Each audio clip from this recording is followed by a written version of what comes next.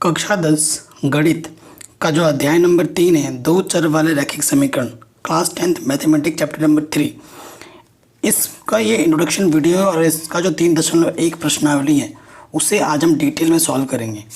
देखो, सिर्फ प्रश्नावली अगर करनी है तो आपको थोड़ा वेट करना पड़ेगा, क्योंकि प्रश्नावली कराने से पहले जितनी भी इसके कॉन्सेप्ट है ना, छोटे से छोटे कॉन्सेप्ट, वो सारा पहले हम सीखेंगे, क्योंकि वो आगे के जो प्रश्नावली होगी उनमें भी हमें ज़रूरत पड़ेगी। ठीक है, तो प्रश्नावली 3.1 होने में थोड़ा टाइम लगेगा, क्योंकि चीज़ों को हमें रटना नहीं है, हमें चीज़ों को सीखना है। अगर सीखना है तो थोड़ा टाइम आपको देना पड़ेगा। ठीक, तो पहले इसके जो बेसिक चीज़ें हैं ना उसको हम जान लेते हैं। सबसे पहला मेन काम तो वही है कि जो चैप्टर का नाम है इसका क्या अभिप्राय है, इसका क्या तात्पर्य है, वो जानना बहुत ज़रूरी है। अगर आपसे बोल दे कोई सवाल तो सॉल्व कर लोगे आप, है ना, सीख जाओगे। तो अगर आपसे बोल दे भाई ये दो चर वाले रैखिक समीकरण क्या होता है, तो आप क्या कहोगे? अरे मेरे को नहीं पता, मेरे को तो क्वेश्चन करना आता है। तो क्वेश्चन करना ही सब कुछ नहीं है, चीज़ों के बारे में जानना भी बहुत ज़रूरी है।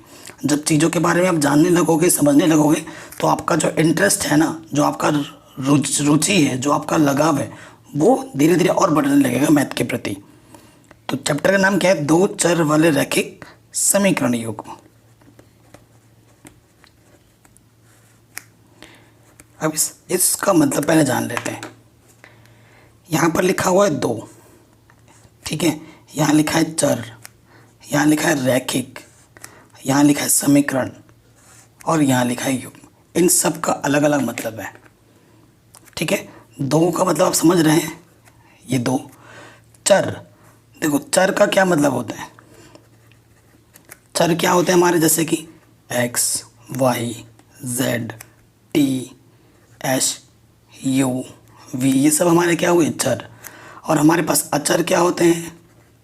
जैसे कि 2 -3, 1/2, 7, √5, ये सारे जो नंबर्स होते हैं वो हमारे क्या होते हैं? अचर। तो चर पता है, अचर पता है, बहुपद जब पढ़ाया था मैंने वहाँ पर बताया था। रैखिक, रैखिक क्या होता है? जब चर की घात एक होती है तो उसे हम क्या बोलते हैं? रैखिक बोलते हैं। ठीक है, जब चर की घात जो x है, x की अधिकतम घात एक होगी, y की अधिकतम घात एक होगी, तो उसे हम चर बोलते हैं। यहाँ दो चर लिखा हुआ है। अगर बात की जाए सिर्फ दो चर, इसका मतलब क्या है कि आपके पास सिर्फ दो ही चर होंगे, उससे ज़्यादा नहीं होंगे। जैसे कि x और y, तो ये दो चर हैं, या फिर u और v दो चर हैं, या फिर h और t सिर्फ दो चर। ठीक है, तो ये दो चर हुआ। अब समीकरण का मतलब आप जानते ही हैं। अगर दो चर वाले रैखिक समीकरण योग बताऊं, समीकरण है ना, तो जो व्यापक समीकरण होता है ना वो इस रूप में लिखा जाता है: ax + by + c = 0। ये दो चर वाले रैखिक समीकरण है। युग्म नहीं बोल रहा हूँ, अभी युग्म पे भी आऊँगा। तो ये जो a है, ये जो b है, ये हमारे गुणांक होते हैं। ठीक है, कैसे गुणांक? वास्तविक गुणांक। मैंने आपको वास्तविक संख्या पढ़ा रखा है चैप्टर 1 में, तो वास्तविक गुणांक है ये। ठीक है, जैसे कि a आपका 1 हो सकता है, 2 हो सकता है। ठीक है, a और b कैसे हो सकते हैं?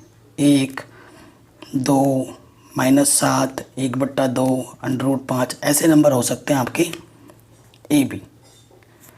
c क्या होगा? c आपका होता है अचर पद, मतलब वही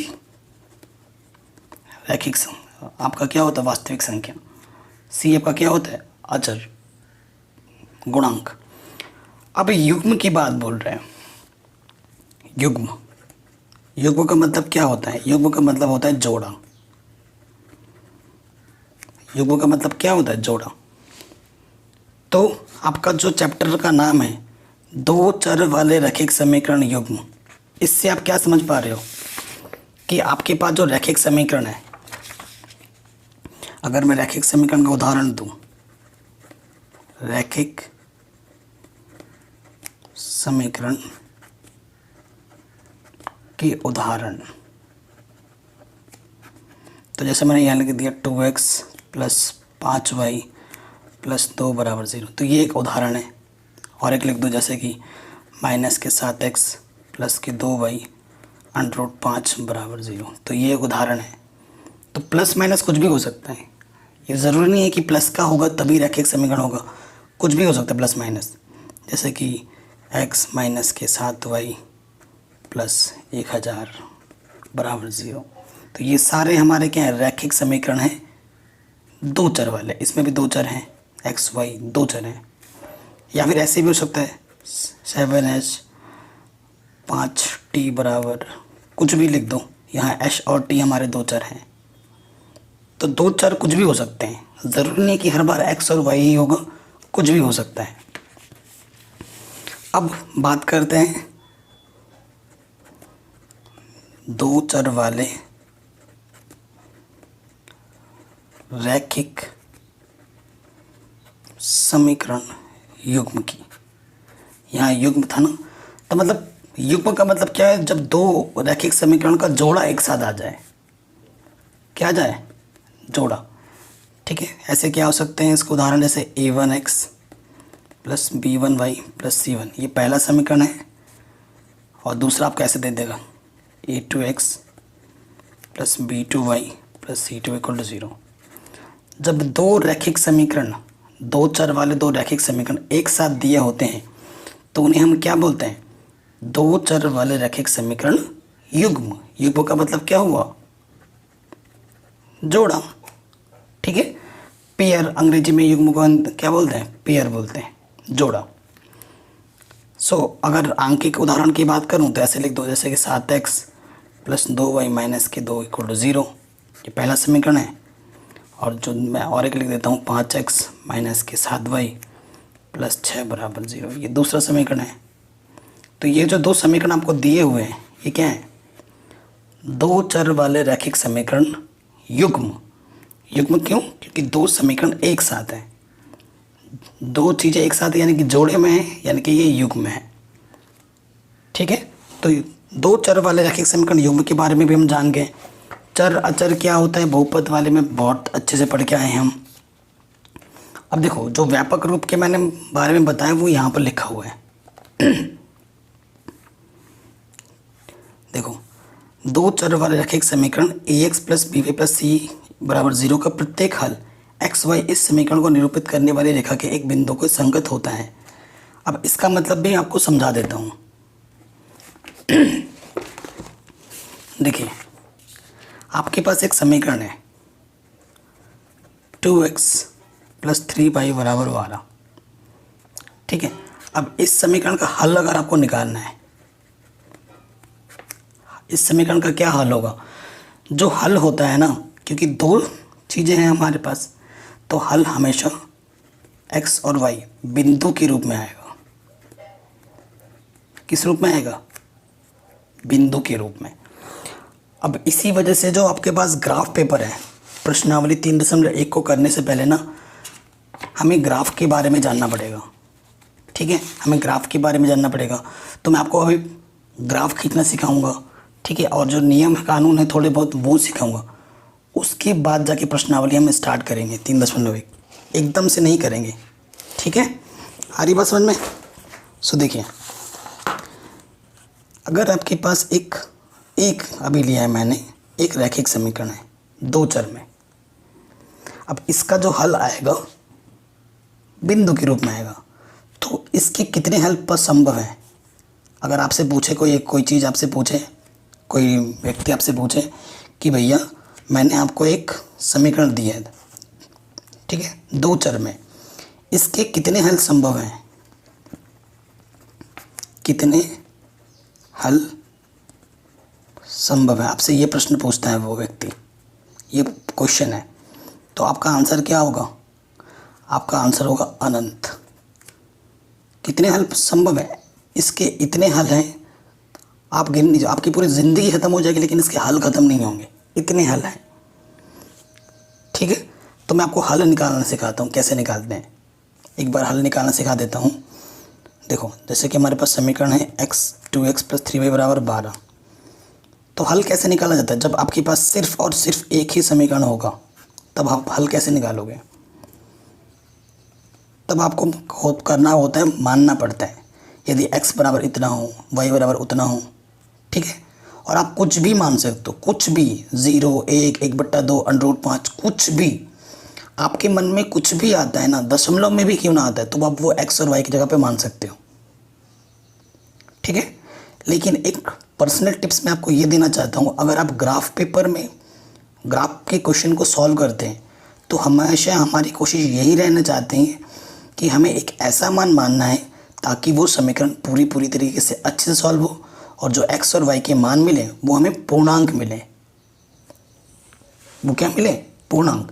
क्योंकि पूर्णांक को हम ग्राफ पेपर में आसानी के साथ प्रदर्शित कर पाते हैं और हल में कोई गड़बड़ी नहीं होती है, ठीक है। तो ये कोशिश होनी चाहिए। तो देखो मैं आपको हल निकाल के दिखाता हूँ। मैं आपको 2 हल निकाल के दिखाऊंगा। तो मेरे मन में पहले क्लिक क्या कर रहा है, यदि x बराबर 0, अगर मैं x का मान 0 मानता हूँ तो यहाँ रखना है मेरे को, ठीक है। तो 2 गुना 0 0 होता है, 3y। किसी भी संख्या में 0 जोड़ोगे तो वही रहता है, 3 इधर गुणे में है, यहाँ के बट्टे में आ जाएगा, 3 चौके 12। तो y का मान क्या आ गया? 4। तो मैंने आपको बोला जो हल आता है वो बिंदु के रूप में आता है और बिंदु में पहले x आता है फिर y आता है। आपने x क्या माना था? 0 और आपका y क्या है? 4। तो ये इसका एक हल आया है। ऐसे ही इसके अनेकों हल हैं, ठीक है। अब मैं आपको और एक हल निकाल के दिखाता हूँ। अब की बार मैंने y को 0 मान लिया। और एक चीज़, आप y को 4 मत मान लेना क्योंकि y 4 पहले से आ चुका है। अगर आप y 4 मानोगे तो फिर से x 0 आ जाएगा, तो उससे कोई फ़र्क नहीं पड़ेगा, एक ही चीज़ 2 बार आ जाएगी। तो जो चीज़ एक बार आपको मिल जाए उसको आपको दोबारा नहीं मानना है, ठीक। अब मैंने y को 0 मान लिया है तो हमें यहाँ रखना है y की जगह पे 0। कितना था? 3y। तो किसी भी संख्या में 0 को गुणा करते हैं तो 0 हो जाता है और किसी भी संख्या में 0 को जोड़ते हैं तो वही रहता है। 2 इधर गुणे में है, इधर आके क्या हो जाएगा? बट्टे में। 2 छंग 12। तो पहले x आता है फिर y आता है। तो x हमारा 6 है, y को हमने 0 माना था। तो ये जो बिंदु है ये इसका द्वितीय हल है। ऐसे ही आप हज़ारों हल निकाल सकते हो, हज़ारों लाखों हल निकाल सकते हैं एक ही समीकरण के, ठीक है। एक ही समीकरण के अनेकों हल निकल सकते हैं। और जो समीकरण युग्म हमारे पास होते हैं प्रश्नावली 3.2 में उसका डिटेल दे रखा है। उसको जब हम प्रश्नावली 3.2 पढ़ेंगे ना तो अनंत हल कब आता है, एक हल कब आता है, कोई हल कब नहीं आता है, वो सब हम पढ़ेंगे। तो वो सब मैं करा चुका हूँ आगे, तो उसकी मैं लिंक्स दे दूँगा डिस्क्रिप्शन पे। आप जाके वीडियो को देख सकते हैं और सीख सकते हैं। सभी चैप्टर मैंने करा रखे हैं, ठीक है। अब देखो और एक मेथड और एक चीज़ मेरे को बताना ज़रूरी है। हाँ, हल पहले ग्राफ पेपर में देखते हैं। पहले ग्राफ के बारे में समझाता हूँ, उसके बाद उस पर आते हैं। ग्राफ को हल करने के लिए सबसे पहले जो हमें जानकारी चाहिए वो चाहिए बिंदुओं की।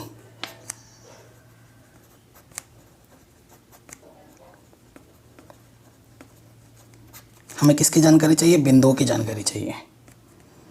अभी मैंने आपको बताया कि बिंदु में पहले x निर्देशांक आता है फिर y निर्देशांक आता है। ये कक्षा 9 में आप पढ़ चुके हैं। इसे बोलते हैं x निर्देशांक और इसे बोलते हैं y निर्देशांक, ठीक है। ये चीज़ बोली जाती है। और ग्राफ पेपर की अगर बात करूं तो ये जो ऐसे होता है इसे हम x एक्सिस बोलते हैं, x अक्ष बोलते हैं। इधर x का मान प्लस में होता है, इधर x का मान माइनस में होता है तो डैश लगाते हैं। इधर y का मान प्लस में होता है, इधर y का मान माइनस में होता है और इसे हम केंद्र बोलते हैं। केंद्र हमारा क्या होता है? 0,0, ठीक है। बेसिक्स ही हमारा चल रहा है अभी। जैसे कि यहाँ पर ये 1 हुआ, यहाँ 2 हुआ, बराबर अंतराल में 3, ठीक है। इधर y का मान प्लस में 1 2 1 2 ऐसे लिख दिया। इधर -1 -2, नीचे भी माइनस के 1, माइनस के 2, माइनस के 3, ऐसे चलता है। तो देखो अगर इधर जाएंगे तो प्लस में आएगा x का मान, और ऊपर जाएंगे तब भी y का मान प्लस में है। ठीक है, तो यहाँ पर होता है प्लस प्लस, और इसे बोलते हैं प्रथम चतुर्थांश।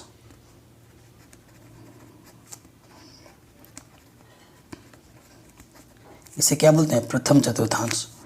देखो इधर x का मान ऋणात्मक है और y का मान ऊपर धनात्मक है, तो नेगेटिव और पॉजिटिव आता है, और इसे हम बोलते हैं द्वितीय चतुर्थांश।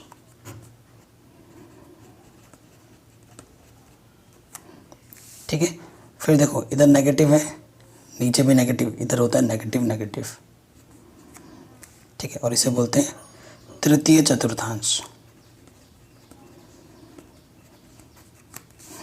ये देखो इधर x का मान धनात्मक है, इधर y का मान ऋणात्मक है, डैश नीचे है ना, तो धनात्मक प्लस ऋणात्मक, तो इसे हम बोलते हैं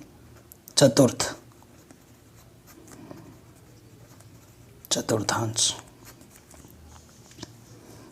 ठीक है, इसके बारे में जानकारी हो गई। ओके, अब मैं अगर कुछ बिंदु दे दूं, जैसे कि 1,2, 2,3, 0,4, -1,2, ठीक है, -2, या 3 लिख देता हूँ, या 2, -3, ठीक है, और -1, -2, ऐसे कुछ ये बिंदु मैंने लिख दिए। इन बिंदुओं को अगर आपको ग्राफ पेपर में दिखाना है तो आप कैसे दिखाओगे, है ना, उस पर बात कर लेते हैं। अब देखो इन बिंदुओं को हम ग्राफ पेपर में दिखाना चाहते हैं, तो ये मेरा ग्राफ है। आप कोई अगर ये दिखाना है ग्राफ पेपर में तो कैसे दिखाओगे? तो हम ग्राफ बनाएंगे, और ये जो मैं तो बना रहा हूँ अभी पेन से, लेकिन ग्राफ पेपर हमेशा पेंसिल से बनता है। ठीक है, तो आपको पेंसिल का इस्तेमाल करना है, ये ध्यान रखना है।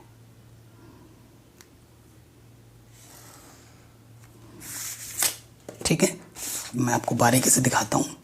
ये जो एक एक खांचा है इसको 1 मान लो, 1, ये 2 है, 3, 4, ठीक है, ये हमारा x होता है, ये हमारा केंद्र 0, 0 होता है, इधर x डैश होता है, -1, -2, -3, है ना, नीचे y का मान डैश में होता है, यानी कि नेगेटिव होता है, -1, ठीक है, ऊपर y का मान प्लस में होता है। ठीक है, तो पहला बिंदु मेरा है 1,2, इसको आप कैसे दिखाओगे? 1,2, हमेशा बिंदु में पहले क्या आता है? x, और फिर क्या आता है? y। 1,2, तो मुझे x में 1 चलना है, चला 1 पे आके रुक जाना है, और उस y में मेरे को कितना जाना है? 2, तो इसी के सीधे ऊपर चलो, y में 2, यहाँ 2 खांचे ऊपर चले, तो ये मेरा आ गया 1,2 बिंदु। ठीक है, दूसरा बिंदु है 2,3, x पे 2 चलना है, देखो 2,3 ना, ये वाला बिंदु, x पे 2 चलना है और उसी के सीध में 3 चलना है ऊपर, तो ये बिंदु मेरा हो गया 2,3। फिर मेरे 0,4 चाहिए, मतलब x पे 0 मतलब चलना ही नहीं है, और y पे 4 चलना है धनात्मक ऊपर यहाँ पर, तो ये बिंदु क्या आ जाएगा? 0,4।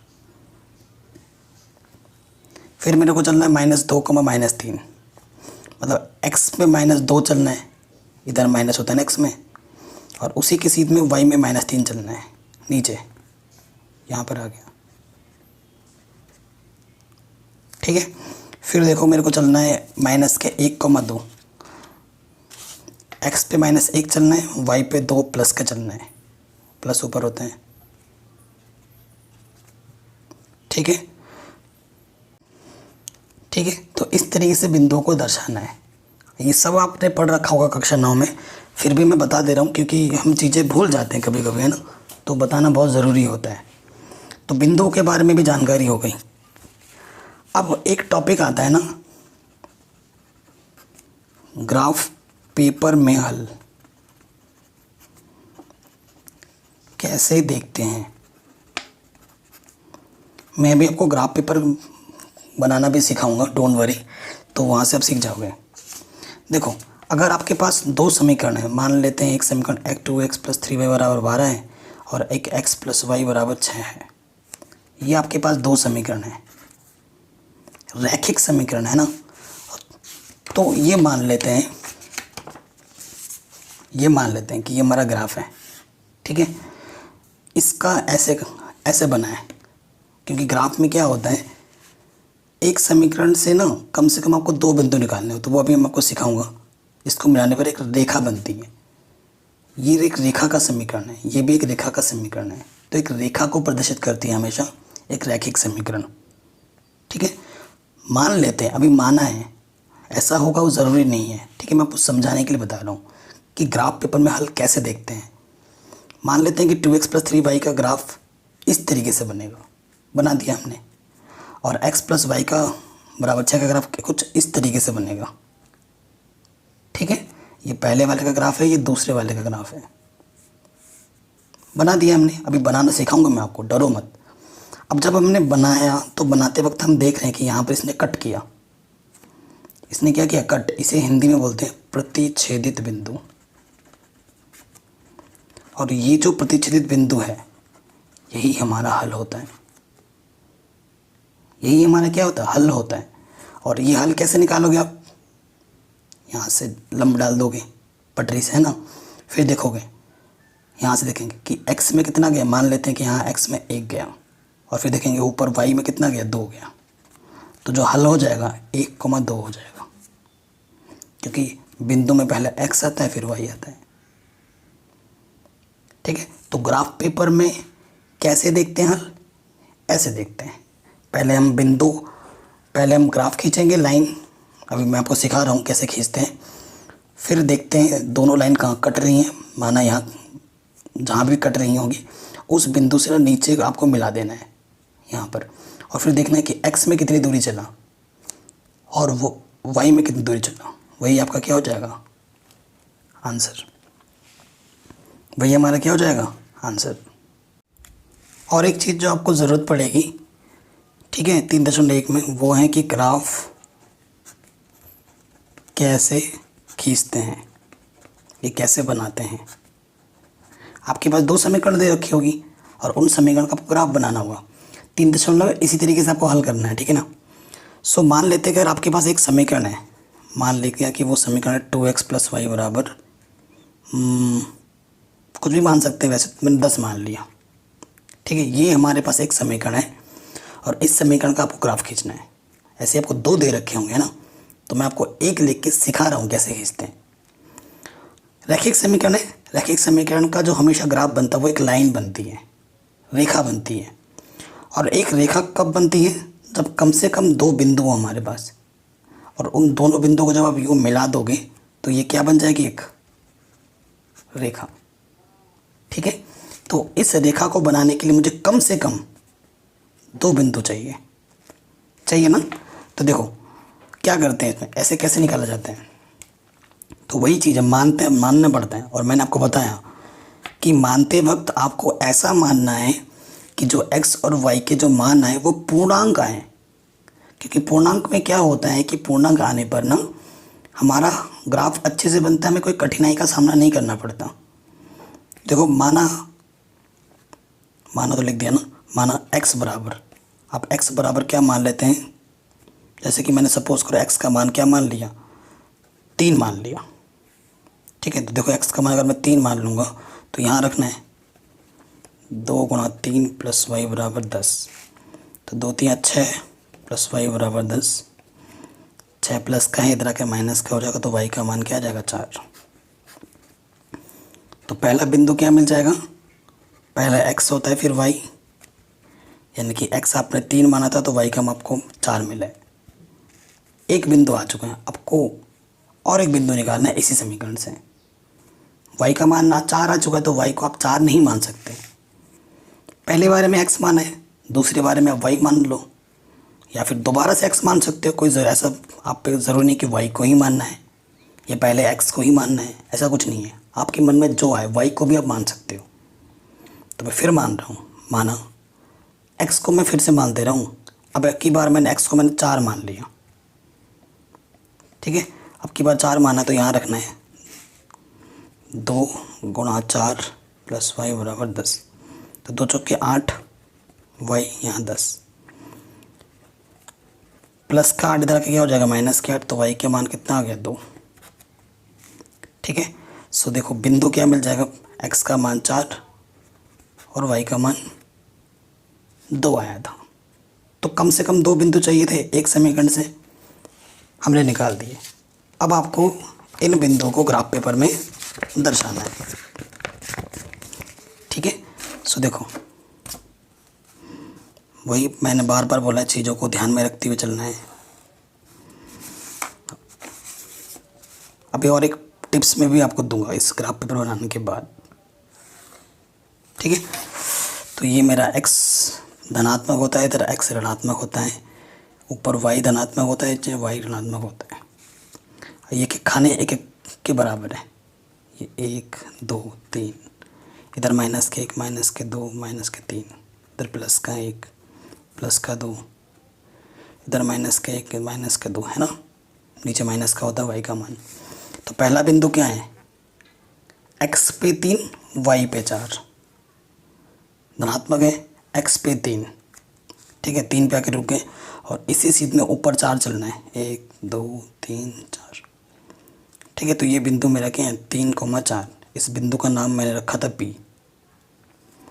दूसरा बिंदु मेरा क्या है, x पे 4 चलना है और y पे 2, धनात्मक है 3 4, x पे 4 चलना है, 4 पे आके रुक गए और इसी की सीध में y पे कितना चलना है 2, धनात्मक 1 2।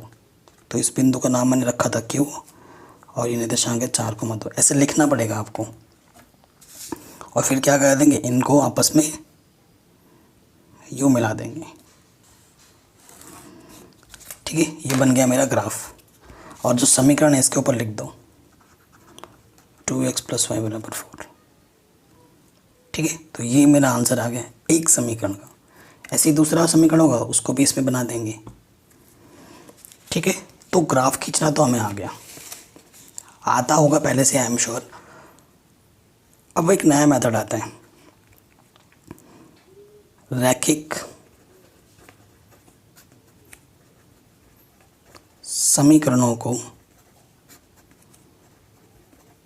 हल करना, समीकरणों को हल करना। ठीक है, देखो रैखिक समीकरण युग्मों को हल करना, समीकरण युग्मों को हल करना, 3 नियम है इसके। ठीक है, आपके सिलेबस में कितने नियम है, 3 नियम है। पहला नियम है आपका प्रतिस्थापन विधि। क्या नियम है, प्रतिस्थापन विधि। दूसरा नियम है आपका विलोपन विधि। तीसरा नियम है आपका वज्रगुणन विधि। ठीक है, एग्जाम में अगर किसी के नाम से आता है तो उसी विधि से ही आपको हल करना होता है। अगर आपको कोई नाम नहीं दिया होता तो आपको जो मर्जी अच्छा लगे वो यूज़ कर सकते हो। सबसे अच्छा माना जाता है इसको, विलोपन विधि को सबसे आसान माना जाता है। ठीक है, हालांकि 3 दशमलव में इसका यूज़ नहीं है, लेकिन 3.2 3 4 5 6 और आगे के अध्याय में भी और जीवन भर में ये सब काम देगा। ठीक है, तो जब हम पढ़ ही रहे हैं साथ में तो मैंने सोचा थोड़ा एक्स्ट्रा बता दिया जाए, ताकि जब आप फ्रेश एक्सरसाइज शुरू करोगे तो आपको हेल्प मिलेगी। इस तीनों मेथड को भी बता देता हूँ, उसके बाद हम 3.1 को शुरू करेंगे। ठीक है, मैं आपके सामने एक क्वेश्चन लेता हूँ और इन क्वेश्चन को ना मैं तीनों मेथड से सॉल्व करूँगा और तीनों मेथड से सॉल्व करने पर देखेंगे कि हमारा आंसर सेम है। भले ही मेथड हम अलग अलग लगाएंगे लेकिन आंसर वही रहेगा, ये ध्यान रहे। ये नहीं कि हम मेथड अलग लगा रहे हैं तो हमारा आंसर भी अलग आएगा, ऐसा कुछ नहीं है। ठीक है, और एग्ज़ाम में जो मेथड आपको बोलेगा उसी मेथड से ही आपको सरल करना है। तो मान लेते हैं मैंने अपनी तरफ से एक क्वेश्चन मान लिया है कि एक क्वेश्चन में ये दे रखा है, ये पहला समीकरण है h - t = 3 और दूसरा समीकरण है 2h + 3t = 36। ठीक है, ये हमारे पास 2 समीकरण है। ठीक है। अब देखिए पहला विधि हम सीख रहे हैं प्रतिस्थापन।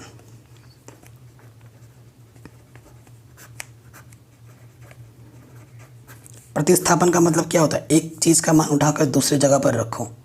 ये पेन यहाँ था, मैंने इसको उठाकर यहाँ रखा और ये यहाँ आ गया, मतलब एक की जगह दूसरी चीज़ को रख देना है ना, उसे बोलते हैं प्रतिस्थापन। तो प्रतिस्थापन में क्या होता है, किसी भी एक समीकरण से हमें किसी एक का मान, या तो एस और टी में है, कई बार एक्स और वाई में होगा, कुछ भी हो, किसी एक का मान उठाकर दूसरे में रखना होता है। और हमेशा उस समीकरण का चयन करो जो आपको आसान दिख रहा है, सरल दिख रहा है। कौन सरल दिख रहा है इन दोनों में, पहला वाला। वरना ले तो हम कोई भी सकते हैं, लेकिन हमेशा उसको लेना है जो आपको सरल दिखे। तो आप क्या लिखोगे, समीकरण एक से, वो सरल था, तो ये माइनस का टी उधर आके क्या हो जाएगा, प्लस का टी, और यहाँ पर ऑलरेडी प्लस का 3 है। समीकरण 1 2, इसे मैं क्या मान लेता हूँ 3। तो आपने किससे निकाला है मान, 1 से निकाला है आपने, तो आपको ये मान कहाँ रखना पड़ेगा, 2 में। अगर आप 2 से निकालते तो कहाँ रखते हैं, 1 में। तो आप क्या लिखोगे, एस का मान समीकरण 2 में रखने पर, ठीक है। तो 2 में रखेंगे, 2 हमारे पास क्या है, 2s, ये चीज़ है। तो s का मान कितना है, t + 3। तो मैंने s की जगह पर रख दिया, क्योंकि 2 और s आपस में गुणे के संबंध में है। अब 2 से अंदर गुणा करेंगे, 2t, 2 3 6, और यहाँ पर पहले से ही 3t है, ठीक है। 2t और 3t 5t, और ये प्लस का 6 इधर रखे क्या हो जाएगा, माइनस के 6। 36 में से 6 गया 30, 5 गुणे में है, इधर आके बट्टी में आ जाएगा, 5 6 30। तो टी का मान कितना आ गया, 6। एक आंसर मिल गया। अब टी का मान उठाकर एस में रख दो। टी का मान यहाँ पे भी रखने पे आंसर आएगा, यहाँ पे भी रख दो, यहाँ पे भी रख दो, आपकी मर्ज़ी है, बट यहाँ ज़्यादा सरल होता है। टी का मान समीकरण 3 में रखने पर, तो 3 क्या एक बार लिख लेते हैं। टी का मान कितना है था, 6, यहाँ रख दो, 6 + 3 कितना आ गया, 9। तो एक का मान 6 आएगा, एक का मान 9, ठीक है। तो इसे हम क्या बोलते हैं, प्रतिस्थापन विधि। अगर आपको थोड़ा दिक्कत लग रहा है तो एक बार वीडियो को दोबारा देख लेना, ठीक है। तो ये हमारा प्रतिस्थापन विधि हो गया। हर क्वेश्चन को इसी तरीके से सरल किया जाता है। अब मैं आपको सिखाऊंगा विलोपन विधि। कौन सी विधि, विलोपन। विलोपन का मतलब होता है विलुप्त करना, ठीक है। किसी चीज़ को क्या करना, छुपा देना, विलुप्त करना। तो विलोपन विधि में क्या लॉजिक है, देखो आपका मन किसी विलुप्त करने का कर रहे हैं, एस को या टी को, वो आपकी मर्ज़ी है। देखो हम एस को विलुप्त करना कर रहे हैं, टी को भी कर सकते हो, एस को विलुप्त कर रहा हूँ, कैसे, देखो एस को अगर विलुप्त करना है तो एस का गुणांक कितना है, नीचे वाले का 2, तो ऊपर में 2 से गुणा करना है, और इधर इसका गुणांक कुछ नहीं है तो 1 होता है, तो इस वाले में 1 से गुणा करना है, ठीक है। एस को विलुप्त करें तो नीचे जो होगा वो ऊपर से गुणा हो जाएगा, और ऊपर का जो होगा वो नीचे में गुणा हो जाएगा। तो आप क्या लिखोगे, ऐसे समीकरण 1 में 2 से तथा समीकरण 2 में 1 से गुणा कर हल करने पर, ठीक है। देखो समीकरण 1 में जब 2 से गुणा करेंगे तो हो जाएगा 2s 2t 2 3 6, दोनों तरफ गुणा करना है, ठीक है। अब इसमें 1 से गुणा करो, किसी भी संख्या में जब 1 से गुणा करते हैं तो वही रहता है, ये गुणा करके हमें ये मिला, ठीक है। अब देखो ये भी प्लस का है, ये भी प्लस का है, याद रखना। समान चिन्ह पर जोड़ते हैं व विपरीत चिन्ह पर घटाते हैं। मतलब अगर यहाँ धन है और यहाँ पर भी धन है तो आपको घटाना है। समान सॉरी गलत लिख दिया मैंने। समान चिन्ह पर घटाते हैं, उल्टा लिख दिया मैंने। समान चिन्ह पर घटाते हैं और विपरीत चिन्ह पर जोड़ते हैं। सॉरी ठीक है। समान चिन्ह पर आपको क्या करना होगा, घटाना होगा। ये भी प्लस का है, ये भी प्लस का है, तो हमें घटाना पड़ेगा। तो घटाने पे आपको पता है चिन्ह बदलते हैं, प्लस का माइनस। यहाँ पर लिखना आप घटाने पर माइनस का प्लस, ये प्लस का, ये माइनस हो जाएगा। ठीक। अगर विपरीत होता है, ये प्लस का होता है, ये माइनस का होता है, तो मैं क्या करता, जोड़ता। तो प्लस का 2h माइनस का 2h कैंसिल, ये भी माइनस का, ये भी माइनस का 3t माइनस के 2t माइनस के 5t माइनस के 36 में से 6 घटाएंगे तो माइनस के 30। इधर भी माइनस कैंसिल। 5 गुणे में इधर के बट्टे में 5 छंग 30। टी का मान कितना आ गया, 6। उधर भी कितना आया था, 6। अब इस टी का मान चाहे यहाँ रखो चाहे यहाँ रखो, आपकी मर्ज़ी, आंसर आ जाएगा। तो मैं क्या करूँगा, समीकरण 1 में t बराबर 6 रखने पर, गर्मी बहुत है, दिख रहे हैं, ये भीग रहा है, आपको दिख नहीं रहा होगा। ठीक है। तो h माइनस टी बराबर 3 था, तो t का मान कितना है, 6 रख दिया मैंने t की जगह पर। माइनस का 6 उधर जाके क्या हो जाएगा, प्लस का 6, और ये पहले से ही 3 है, तो 6 + 3 कितना हो जाएगा, 9। तो दूसरी वाले विधि में भी आपको h का मान कितना मिला, 9। ठीक है। तो अभी तक हमने प्रतिस्थापन विधि सीख ली, विलोपन विधि सीख ली। एक बार ना वीडियो दोबारा देख लेना तो और अच्छा हो जाएगा। अब लास्ट वाला विधि हम सीख रहे हैं, विलोपन विधि। सॉरी, विलोपन बोल रहा हूँ, वज्र गुणन विधि।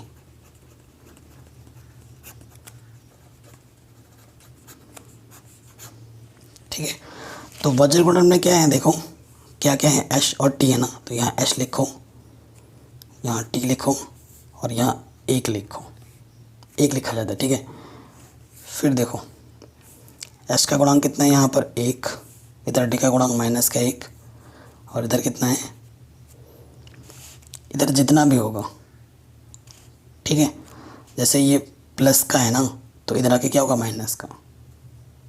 मतलब कोई भी चीज़ अगर इधर है तो उसको उठाकर इस तरफ लाओ। ठीक है। सो ये जो इस तरीके से हो जाएगा, है ना। तो h का गुणांक 1, इसका गुणांक -1, और यहाँ पर क्या आ जाएगा, -3, और ये है 2h + 3t प्लस का 36, इधर आके क्या होगा, -36। ठीक है। वज्र गुणन विधि में दाएं पक्ष में 0 बनाना होता है, मतलब जो भी दाईं ओर है उसे उठाकर बाईं ओर लाना होता है। अब इसका गुणांक कितना है, 2, इसका गुणांक 3, और ये है -36। कोई दिक्कत नहीं है यहाँ तक। अब क्या करना होता है, यहाँ h लिखो, यहाँ t लिखो, और यहाँ 1 लिखो। अब जो मैं बताने वाला हूँ वो ध्यान से देखना। h के लिए आपको इसको छुपा देना है। h के लिए जब करोगे तो जिसके लिए भी करना उसको छुपा देना है। इसकी गुणा इसके साथ गुणा होगी, बीच गुणा होती है, यहाँ लग जाता है माइनस। फिर इसकी गुणा इसके साथ हो गई। अब इसकी गुणा इसके साथ, -3 × 3। ठीक है। अब t पे आ जाओ, t को छुपाओ। t के लिए नियम अलग है। ठीक है। सिर्फ t के लिए नियम अलग होता है। t को छुपाती ही पहले नज़र यहाँ पड़ी। अब इसकी गुणा इसके साथ होगी, -3 × 2। ठीक है। इसकी गुणा इसके साथ हो गई, माइनस लग गया। अब इसकी गुणा इसके साथ होगी, 1 गुणा -36। ठीक है। अब 1 के लिए आना है तो इसको छुपा दो। अब जैसे पहले कर रहे थे वैसे ही, अब इसकी गुणा इसके साथ होगी। सिर्फ t के लिए नियम उल्टा है। ठीक ठीक है, मतलब बीच वाले के लिए नियम उल्टा होता है, बाकी के लिए सेम रहते हैं। इसके गुणा इसके साथ माइनस इसके गुणा इसके साथ, ठीक है। सो देखो हल करते हैं। माइनस माइनस प्लस, 36 से कम 36, 3 3 9 माइनस का, माइनस माइनस प्लस, 3 दूनी माइनस के 6, 36 माइनस माइनस प्लस, 36 से कम 36, 3 एक कम 3, 2 एक कम 2 माइनस के, माइनस माइनस प्लस, तो ये आ गया 36 और 9 कितना हो जाएगा 45, 36 में 6 गया 30 और यहाँ आ जाएगा 3 तो 5, ठीक है। तो एच निकालने के लिए एक बार इसको बराबर लेना है और एक बार इसको बराबर लेना है, ये नियम होता है। तो आप लिखेंगे जब एच बट्टे 45 किसके बराबर है 1/5 के, तो ये एच 45 से कम 45/5, 5 9 45, तो एच का मान कितना आ गया 9, ठीक है। पुनः अब इसको इसके बराबर लेना है, T/30 1/5, 30 एक कम 30 बट्टे में 5 है, 5 6 30, तो टी का मान क्या आ गया 6। तो ये हमारा हो गया वज्र गुणन विधि। तो अब तीनों ही मेथड हमने लगाए, अलग अलग मेथड है लेकिन आंसर सेम है। तो बड़ी देर के बाद हम आए हैं, लेकिन देर से सही बोलते ना, देर से लेकिन भले सही हम सारा कॉन्सेप्ट सीख के आए हैं। अगर कॉन्सेप्ट क्लियर है तो क्वेश्चन आपके ना हलवा हो जाता है। अब अगर डायरेक्ट हम 3.1 में आ जाते तो वो जितनी भी चीज़ें हैं वो हम नहीं सीख पाते, और ये सब क्वेश्चन फिर आपको रटना पड़ता, समझते नहीं आप, फिर रटते, और रटने वाली चीज़ें ज़्यादा दिन चलती नहीं है ना। तो प्रश्नावली 3.1 का ये जो पहला क्वेश्चन है ना वो काफ़ी इंपॉर्टेंट है, और इन सभी क्वेश्चनों में हमें सिर्फ बीजीय व्यंजक बनाना है, यानी कि समीकरण बनाना है और उसको फिर ग्राफ में खींचना है, हल नहीं निकालना है। ये क्वेश्चन में हमें हल नहीं निकालना है, सिर्फ वो समीकरण बनाने हैं और उन समीकरणों को ग्राफ के रूप में खींचना है।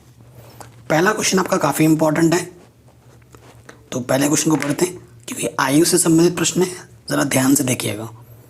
क्वेश्चन पढ़ना बहुत ज़रूरी है, समझ समझ के।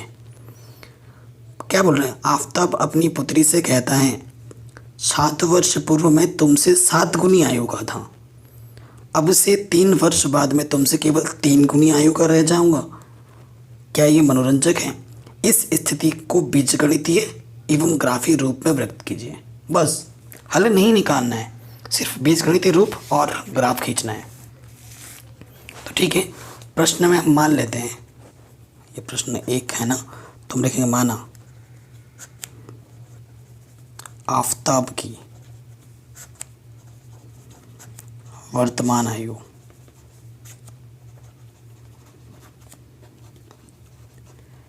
x वर्ष है तथा पुत्र की आयु, पुत्र की वर्तमान आयु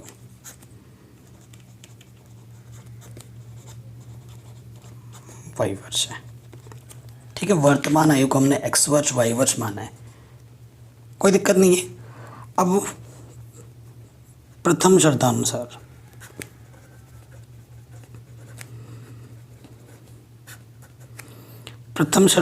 क्या बोल रहे हैं, इसने क्या बोला है 7 वर्ष पूर्व, 7 वर्ष पूर्व, ठीक है। पहले कंडीशन में क्या बोला है 7 वर्ष पूर्व, ठीक है। तो दोनों की आयु पहले निकाल लेते हैं। 7 वर्ष पूर्व आफताब की आयु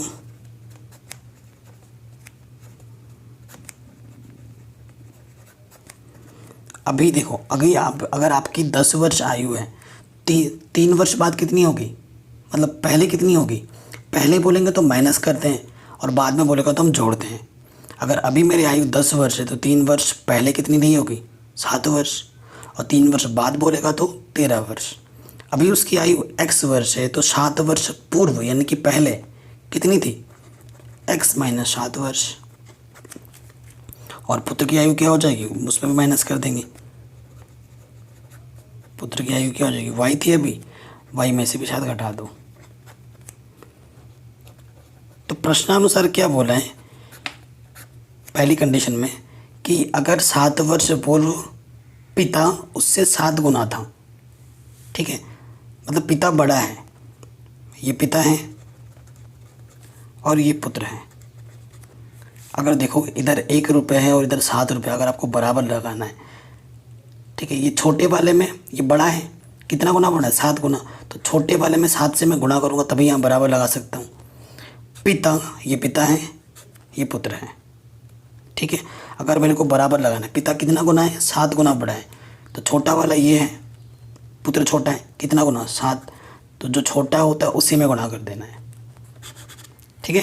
तो गुना करेंगे, देखो 7 वाई 7 सत्ते 49 प्लस के 7 वाई इधर आके हो जाएगा माइनस के 7 वाई और माइनस के 7 इधर आके प्लस के 7। 49 में 7 जोड़ेंगे तो माइनस के 42, ठीक है। इसमें से ये घट जाएगा, बड़े वाले का चिन्ह आ जाएगा। आंसर क्यों लिख रहा हूँ, ये पहला समीकरण है,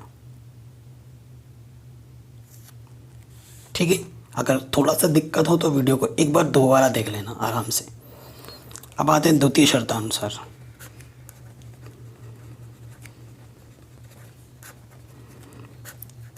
द्वितीय शर्त में क्या बोल रहे हैं, 3 वर्ष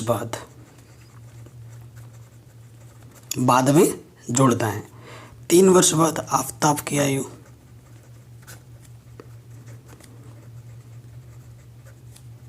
अभी x है तो 3 वर्ष बाद कितनी होगी, x + 3। जब भी बाद बोलेगा, पश्चात बोलेगा तो 3 जोड़ना है। और पुत्र की आयु क्या हो जाएगी, y + 3, क्योंकि अभी पुत्र की आयु y है तो 3 वर्ष बाद y + 3 हो जाएगी। प्रश्न अनुसार क्या बोला है कि 3 वर्ष बाद वो 3 गुना हो जाता है बाप। 3 वर्ष बाद केवल 3 गुनी आयु का रह जाऊंगा, ठीक है, ये बोला है। तो यहाँ पर पिता है, यहाँ पुत्र है, तो पिता 3 गुना है तो पुत्र छोटा है, तो जो छोटा होता है उसमें ही गुणा कर देते हैं। 3 से गुणा हो जाएगा, 3 गुना बोला है, 3 × 9, 3y + 3 × 9 प्लस का 3 इधर आके माइनस का 3 प्लस का 3 आके माइनस का 3, 9 में से 3 के अच्छा है, ठीक है। तो बीजीय समीकरण निकालने के लिए बोला था वो हम निकाल चुके हैं। ये दूसरा समीकरण है, ये पहला समीकरण है। आधा काम हो चुका है, लेकिन अभी भी आधा से ज़्यादा काम बचा हुआ है। कैसे, क्योंकि अब हमें इनका ग्राफ खींचना है और ग्राफ खींचने के लिए हमें कम से कम 2 बिंदु चाहिए होते हैं, है कि नहीं। हमें कितने बिंदु चाहिए होते हैं, 2 बिंदु, ठीक है। सो पहले वाले पे आ जाओ। और मैंने हमेशा बोला है x और y आपको ऐसे ही मानने हैं ताकि आपके x और y के मान पूर्णांक आए। तो एक समीकरण खींचने के लिए कम से कम 2 बिंदु चाहिए होते हैं, निकालते हैं। यहाँ पे लिखोगे समीकरण 1 से, लिख दो एक बार। माना हम क्या मान लेते हैं, x = 0 मान लेते हैं, 0 माना, तो यहाँ 0 माइनस के 7 2 माइनस के 42, 0 में से 7 घटाओगे तो माइनस के 7 वही रहेगा, इधर भी माइनस इधर भी माइनस, कैंसिल, 7 गुणे में इधर के पट्टी में आ जाएगा, 7 × 42। तो जो पहला बिंदु है x आपने 0 माना था, y आपको 6 मिला, एक बिंदु आ गया, पुनः दूसरा निकालना है, पुनः माना, कुछ और मानते हैं। अब हम क्या माने, 35। हाँ, अगर मैं y का मान, ठीक है, अगर मैं y का मान 5 मानता हूँ तो यहाँ पर रखना है मेरे को 5, x माइनस के 5, ठीक है ना। 7 × 5 = 35, माइनस के 35 उधर के क्या हो जाएगा, प्लस के 35, तो x की वैल्यू क्या आ जाएगी, माइनस के 7। तो बिंदु क्या हो जाएगा, x मिला मुझे -7 और y हमारे पास क्या है 5। तो पहले समीकरण से कम 2 बिंदु चाहिए होते हैं, मिल चुका है। ठीक है, अब हमें क्या करना है, दूसरे समीकरण से भी 2 बिंदु निकालने हैं। ठीक है, दूसरा समीकरण हमारे क्या था, ये x - 3y = 6। अब यहाँ लिखेंगे समीकरण 2 से ये चीज़ है।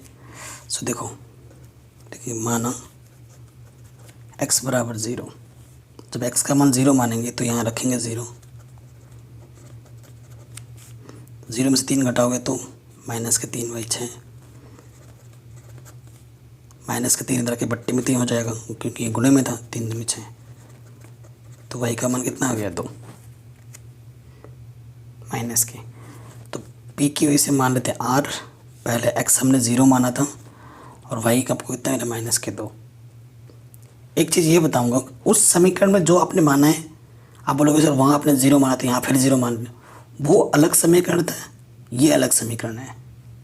ठीक है, एक ही समीकरण में दोबारा वही चीज़ नहीं मान सकते। ये तो दूसरा समीकरण है ना, हमने वहाँ x = 0 माना है, तो क्या हुआ, यहाँ पर भी मान सकते हैं, क्योंकि ये अलग समीकरण है। तो एक बिंदु मिल चुका है, हमें और एक बिंदु निकालना है। फिर से लिखेंगे माना, कुछ भी मान सकते हो आप, फ्री हो, और ये तो बड़ा आसान है। अब की बार y में 0 मान लेता हूँ, तो x y की जगह पर 0 यहाँ पर रख दिया। 3 × 0 0, x में से 0 माइनस करोगे तो 0। तो x की वैल्यू क्या आ गई, 6। ऐश मान लेते इस बिंदु को, पहले x आता है और y आपने 0 माना था। ठीक है, अब देखिए ग्राफ खींचना है। अब हमें क्या खींचना है, ग्राफ। ये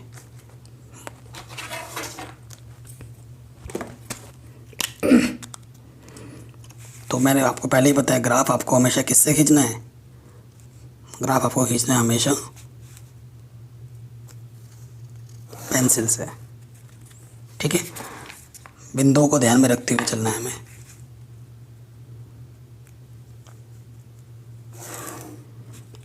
ठीक, सो इधर हमारा x होता है प्लस का, इधर हमारा x' होता है, इधर y होता है और नीचे y' होता है, और इधर हमारा केंद्र होता है।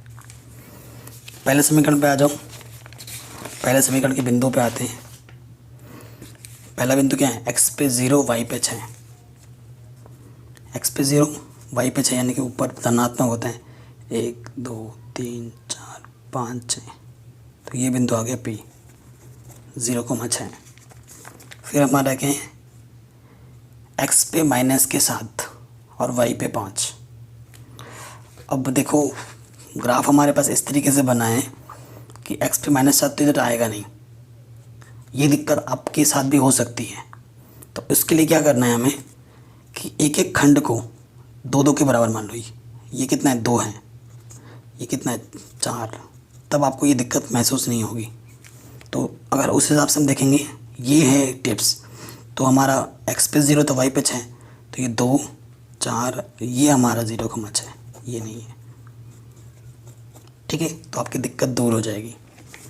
तो क्यों हमारा क्या है, x पे -7 y पे 5, 2 4, क्योंकि इधर माइनस में होता है x का मान, -7 ये बीचों बीच -7, और y पे कितना जाना है, 5, 2 तो 4, और ये बीचों बीच 5, तो ये आ गया -7,5।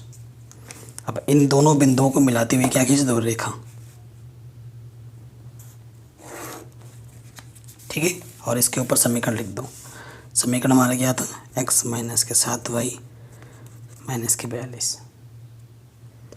पहला वाला बन गया। अब दूसरा वाला पॉइंट ले लो, इसका भी बनाना है पॉइंट। ठीक है, इस पॉइंट का नाम नहीं लिखा था हमने, वो ये P था, ये Q। अब ये पॉइंट हमारा क्या है, x पे 0 और y पे -2, यहाँ -2 आएगा, तो ये वाला पॉइंट हमारा है 0, -2। फिर x पे कितना, 6 है, प्लस का 2, इधर 6 होता है, 2 2 4 2 6, और y पे कितना है, 0, मतलब y पे जाना ही नहीं है। तो ये वाला पॉइंट हमारा h है, और वह है 6,0। अब मैं क्या करना है, इन दोनों पॉइंट को मिलाते हुए क्या खींच देनी है, लाइन।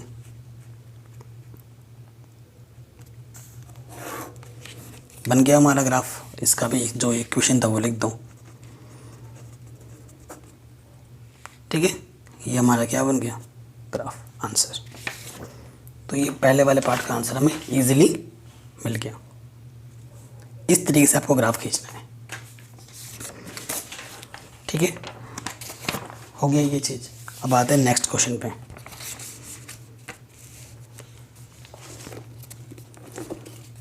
क्वेश्चन नंबर 2 पे आ जाओ। कह रहे क्रिकेट टीम के एक कोच ने 3900 रुपये में 3 बल्ले और 6 गेंदें खरीदी। बाद में उसने एक और बल्ला और उसी प्रकार के 3 गेंदें 1300 रुपये में खरीदी। इस स्थिति को बीजगणितीय तथा ज्यामितीय रूपों में व्यक्त कीजिए। ठीक है, ओके। पहले एक एग्जांपल देता हूँ मैं आपको। यहाँ पर ना टॉफ़ी रखी हुई है, T फॉर टॉफ़ी, और यहाँ पर चॉकलेट रखा है, C फॉर चॉकलेट। एक टॉफ़ी की कीमत 2 रुपये है और एक चॉकलेट की कीमत 5 रुपये है। आप दुकानदार के पास गए, मैंने बोला 2 टॉफ़ी खरीदना और 3 चॉकलेट खरीदना, तो आप दुकानदार को कितना रुपए दोगे? तो एक टॉफ़ी की कीमत 2 रुपये, 2 टॉफ़ी खरीद ली, यानी कि एक टॉफ़ी की कीमत 2 रुपये है, तो 2 से मैंने मल्टीप्लाई कर दिया, प्लस आपने चॉकलेट एक 5 की लगाई है तो 3 चॉकलेट खरीदी, यानी कि 3 × 5, यानी कि 2 दूनी 4, 5 दिया 15, यानी कि आपने दुकानदार को 19 रुपये दिए। ठीक है, ये क्यों बताया? इसका कारण यही है इस क्वेश्चन में। क्या माना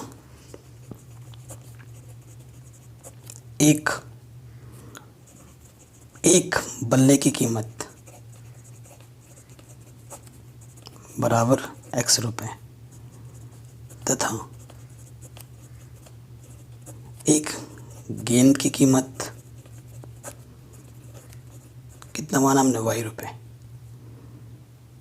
ठीक है, अगर एक बल्ले की कीमत X रुपये होगी तो 2 बल्ले की कीमत कितनी होगी, 2X रुपये। 3 बल्ले की कीमत 3X रुपये, है ना, X से गुणा कर देना है। अब प्रथम शर्तानुसार आ जाओ। प्रथम शर्त में क्या बोला है, 3 बल्ले 6 गेंद कितने में खरीदता है वो खरीदता है 3900 रुपये में। 3 बल्ले, एक बल्ले की कीमत कितनी मानी हमने, X, तो X से गुणा कर देंगे। गेंद की कीमत कितनी मानी है, Y, तो 6Y। 3 देखो क्या है, उभयनिष्ठ, तो यहाँ से उभयनिष्ठ निकालोगे, 3 दूना 6। ठीक है, 3 इधर गुणे में है, इधर के क्या हो जाएगा, बट्टे में।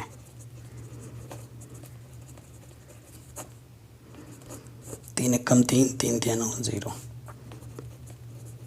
तो X + 2Y बराबर कितना आ जाएगा, 1300। पहला समीकरण। कोई दिक्कत नहीं होगी। अब आ जाओ द्वितीय शर्तानुसार।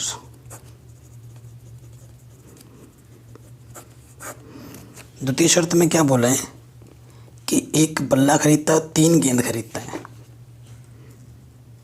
ठीक है, कितना खरीदता है, एक बल्ला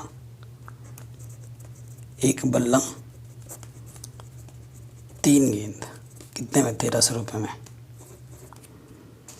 एक बल्ला यानी कि X रुपये, 3 गेंद यानी कि एक गेंद की कीमत Y रुपये, 3 से गुणा कर देंगे,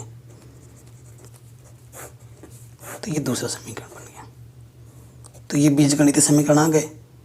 अब हमें क्या खींचना है, ग्राफ, और ग्राफ खींचने के लिए आपको क्या निकालना पड़ेगा, बिंदु।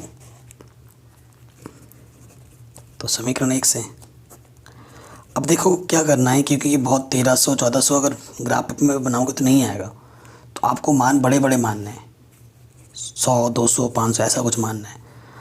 माना X बराबर 200, 200 की जगह तुम 300 मान लो, 300। X का मान मैंने 300 माना। अब मैं जब यहाँ रखूँगा तो 300 + 2y बराबर 1300। ये 300 प्लस के तरह के माइनस का हो जाएगा। 1300 में से 300 घटाओगे तो आएगा 1000। 2 से भाग दोगे तो 2 पंजे 10 पीछे 0, तो y का मान कितना आ गया 500। तो बिंदु क्या आ जाएगा पहला, x का मान 300 माना था, y का मान 500, क्योंकि पहले x फिर y आता है। फिर से मानना है, अभी एक ही बिंदु निकाला, दोबारा निकालो। तो अब की बार y क्या मान लेते हैं 600, ठीक है। माना x एक बार आपने 300 माना है, तो अब की बार मैं मान लेता हूँ 600। तो यहाँ क्या हो जाएगा, x की जगह 600 रखोगे तो 600 प्लस 2y बराबर 1300, माइनस करो तो कितना आ जाएगा, 2y बराबर 800, और कितना आ जाएगा 600 माइनस करेंगे तो 700, ठीक है। तो y भाग दे दो, यहाँ पे कितना आ गया, 2 से भाग देंगे तो 2 3 6, 2 5 10, 350। तो y का मान कितना आ गया, x आपने 600 माना था, y आपको मिला 350। तो ये क्यू पॉइंट आ गया। 2 बिंदु निकल गए पहले समीकरण से। अब आ जाओ समीकरण 2 में। समीकरण 2 मेरा क्या है, x प्लस 3y बराबर 1300, ठीक है। ये चीज़ें माना, x बराबर 500, x बराबर 500 मानेंगे तो देखो x की जगह 500 रखोगे तो क्या मिलेगा, 500 प्लस 3y प्लस का इधर आगे माइनस का होगा। अच्छा 3y भी है, वो भी देखना है हमें, 3 से कटना भी चाहिए, कुछ भी मत नहीं मान सकते ना, हमें ऐसा मानना है कि वो 3 से कट भी जाए। तो क्या मानना पड़ेगा, 400, x को हमने क्या माना 400, तो 400 मानेंगे तो यहाँ 900 आ जाएगा, और y से काटोगे तो 3 3 9, देख रहे हो, ताकि पूरा पूरा कट जाए। तो x हमने 400 माना तो y हमें 300 मिला, एक बिंदु आ गया। दूसरा निकालो। अब मैं क्या करता हूँ, अब x को मैं क्या मानता हूँ, 3 से कटना चाहिए ना, तो अगर यहाँ पर 300 होगा, 600 होगा तभी कटेगा। 600 लाने के लिए मेरे को क्या करना पड़ेगा, 300 और जो 700 मान लेता हूँ। अब की बार x को मैं 700 मान लेता हूँ, तो यहाँ पर 700 हो जाएगा प्लस 3y 1300। 1300 में से 700 माइनस करेंगे तो कितना जाएगा,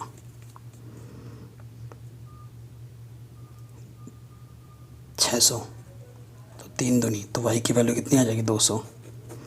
तो h बिंदु क्या आ जाएगा, x का मान आपने 700 माना है और y का मान आपको 200 मिला है, ठीक है।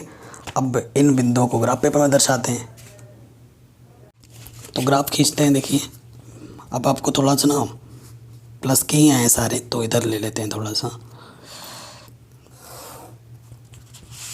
सारे मान प्लस के आए हैं, उस हिसाब से हम ग्राफ बनाएंगे। और एक एक खंड आप 100 का लेना अब की बार, है ना। एक एक खंड हम क्या क्या ले रहे हैं, ये 100 है, 200 300 400 500 600 700 800 ऐसे चल रहे हैं, ठीक है। क्योंकि बड़े बड़े मान है, एक एक करके करोगे तो कहाँ आएगा ये, इधर x होता है, x डैश होता है, नीचे y डैश होता है, ऊपर y प्लस होता है। तो समीकरण 1, पहला बिंदु हमारा क्या था, x पे 300, इधर 100 200 300, और y पे कितना चलना है 500, 1 2 3 4 5। तो ये बिंदु आ गया 300 500, यहाँ लिख भी देना 100 200 300, है ना, तो आइडिया लग जाएगा एग्जामिनर को पेंसिल से। पहला बिंदु P मिल गया। Q हमारे पास क्या है, x पे 600 जाना है, 3 4 5 6, और y पे कितना जाना है 350, 300 ये बीचों बीच 350। तो ये Q 600 350।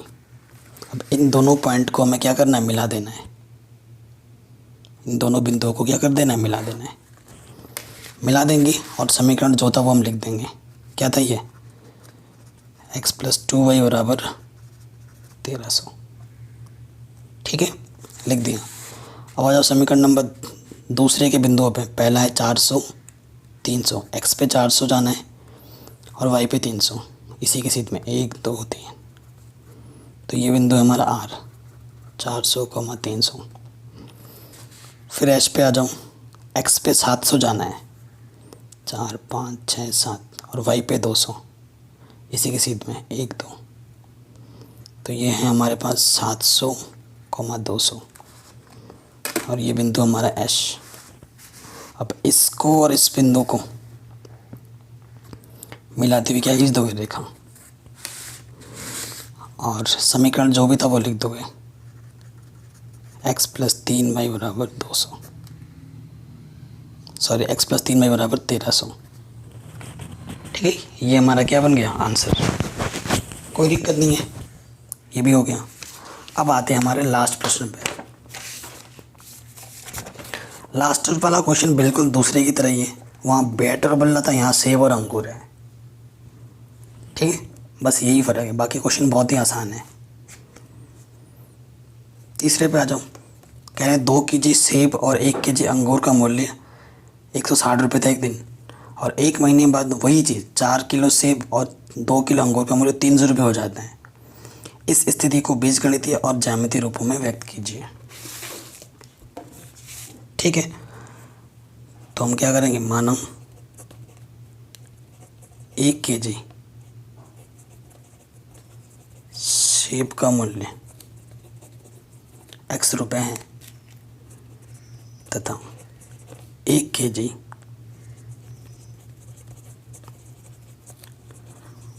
अंगूर का मूल्य y रुपये है। प्रथम शर्तानुसार, अब मैं बता रहा हूँ इसका ग्राफ मैं नहीं बनाऊँगा, क्योंकि सारा कुछ मैं कर दूँगा तो आप एकदम फ्री रहोगे, आप प्रैक्टिस ही नहीं करोगे। जब तक आप खुद से क्वेश्चन बनाना नहीं सीखोगे, नहीं करोगे, तब तक आप कुछ भी नहीं सीख रहे हो। सिर्फ मेरे पे डिपेंड रहोगे तो कोई फ़ायदा नहीं है। अगर आप सच में सीख रहे हो, वाकई में सीख रहे हो, तो आपसे नए क्वेश्चन भी हो जाने चाहिए, तब आपने सच में सीखा है। ठीक है, तो पहले प्रथम शर्त में क्या बोल रहा है कि 2 kg सेब और 1 kg क्या है अंगूर, उसकी कीमत कितनी, 160, यानी कि एक सेब का हमने x बोला था 2x, 1 kg अंगूर का y रुपये हैं। तो पहला समीकरण क्या मिला, ये चीज़।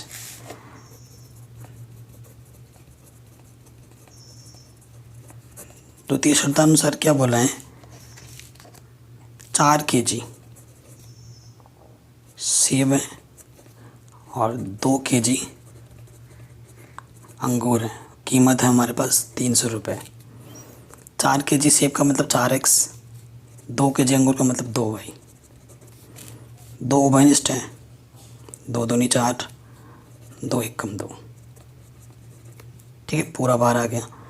अब 2 से काटोगे, 2 1 कम 2, 10 हो गए, 2 5 10 0। तो यह जगह 2x + y = 150। अब इसका ग्राफ मैं जानबूझ के नहीं बना रहा हूँ, समीकरण मैंने बना दिए, ग्राफ आपको खींचना है। हिंट में दे सकता हूँ, हिंट क्या है, अब की बार आपको x और y 20 30 40 50 60 70 ऐसे मानने हैं। ठीक है, और एक एक जो खाना लोगे ना आप यहाँ पर ऐसे लेना, 10 का 10 20 30, ये हिंट है।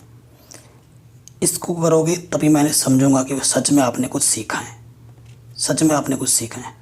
करने को तो मैं कर दूंगा, बट मैं चाहता हूँ कि इसे आप खुद बनाओ, थोड़ा सा ट्राई ज़रूर करो। ठीक है, इसे बनाओ, और इसका जो आंसर है वो आपको पीछे NCERT में मिल ही जाएगा ग्राफ पेपर में, तो वहाँ से भी देख लेना कि सही बनाए कि नहीं बनाए। ठीक है, आशा करता हूँ कि आपको पसंद ज़रूर आया होगा, और वीडियो थोड़ा सा भी अच्छा लगा हो तो प्लीज़ लाइक शेयर ज़रूर करें, और सभी चैप्टर करा रखे लिंक्स मिल जाएगी आपको डिस्क्रिप्शन पे। जय हिंद।